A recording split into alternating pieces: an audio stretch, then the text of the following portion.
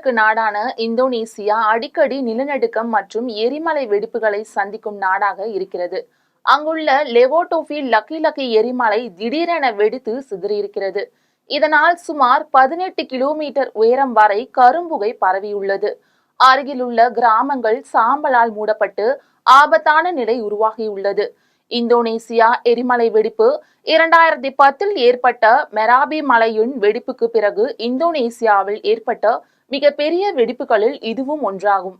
இந்த வெடிப்பின் காரணமாக Qantas, Jetstar மற்றும் விர்ஜின் ஆஸ்திரேலியா உள்ளிட்ட பல விதமான நிறுவனங்கள் பாலிக்கு தங்கள் விமான சேவையை ரத்து செய்துள்ளன. கிழக்கு நூசா டெங்காரா மாகாணத்தில் உள்ள இந்த இரட்டை எரிமலை சிகரத்தை சுற்றிலும் கடந்த சில மாதங்களாகவே சில அதிர்வு செயல்பாடுகள் அதிகரித்தன.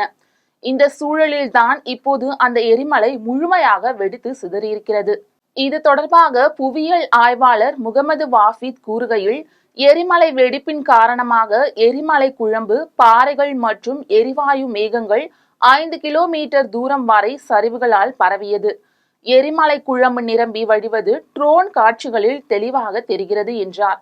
இந்த வெடிப்பு காரணமாக லெவோடோபி லக்கி லக்கி மலையை சுற்றியுள்ள பாதுகாப்பு வளையம் 7 கிலோமீட்டர் சுற்றளவுக்கு விரிவாக்கப்பட்டுள்ளது.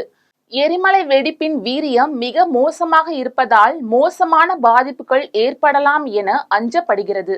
வெடித்து சிதறும் எரிமலை இதற்கு முன்பு 11 கிலோமீட்டர் தூரம் வரை சாம்பலை கக்கியது. இதனால் அப்போதே பல ஆயிரம் பேர் அங்கிருந்து வெளியேற்றப்பட்டனர். அதன் பிறகு எரிமலை வெடிப்புகள் கணிசமாக அதிகரித்தன. தொடர்ச்சியான எரிமலை வெடிப்புகள் காரணமாக கடந்த 2024ஆம் ஆண்டின் தொடக்கத்திலிருந்தே இந்த தீவின் பிரான்சேடா விமான நிலையம் மூடப்பட்டது. மறுபுறம் பாலி பகுதியில் உள்ள சர்வதேச விமான நிலையம் தொடர்ந்து செயல்பட்டு வருகிறது. சாம்பல் காரணமாக விமானங்களுக்கு ஏற்படும் ஆபத்துக்களை விமான நிறுவனங்கள் உன்னிப்பாக கவனித்து வருகின்றன. 1584 மீட்டர் உயரத்தில் உள்ள இரட்டை எரிமலை சுற்றியுள்ள பல்வேறு கிராமங்களிலும் சாம்பல் சூழ்ந்துள்ளது. நிலநடுக்கம் அதிகமாக ஏற்படும் ரிங் ஆஃப் ஃபயர் பகுதியில் இந்தோனேசியா அமைந்துள்ளது. இந்த பகுதியில் மட்டும் 120 ஆக்டிவ் எரிமலைகள் உள்ளன. இதன் காரணமாக எரிமலை வெடிப்பு அபாயம் உள்ள நாடுகளில் ஒன்றாக இது உள்ளது. 28 கோடி மக்கள் தொகை கொண்ட இந்தோனேசியா அடிக்கடி பூகம்பங்கள் மற்றும் எரிமலை வெடிப்புகளால் பாதிக்கப்படுகிறது. இதனால் உயிரிழப்புகளும் ஏற்படுவது குறிப்பிடத்தக்கது.